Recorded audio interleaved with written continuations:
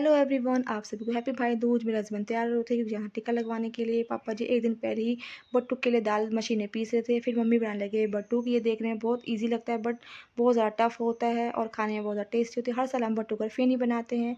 ये देखिए बट्टुक बन चुके थे।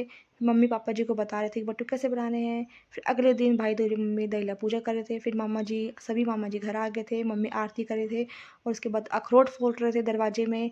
सभी मामा जी को टिक्का लगवाने के बाद मम्मी को मिल रहे थे शगुन और कपड़े। देखिए सभी मामा जी की बारी बारी आरती हुई थी। मेरे घर से कोई नहीं आया था क्योंकि इस बार मेरे घर में भाई दूज और त्यौहार कोई नहीं मनाया गया था, इसलिए मेरे घर से कोई नहीं आया था। पापा जी को भी टिक्का लगाया हमारी मामी जी ने। उसके बाद भाई दूज करने के बाद सबको खाना खिलाया गया। हमने सादा ही खाना बनाया था क्योंकि सभी बहनों के घर में सभी भाइयों को थोड़ा थोड़ा खाना पड़ता है और खाने के बाद चले गए अपने घर। बाबा।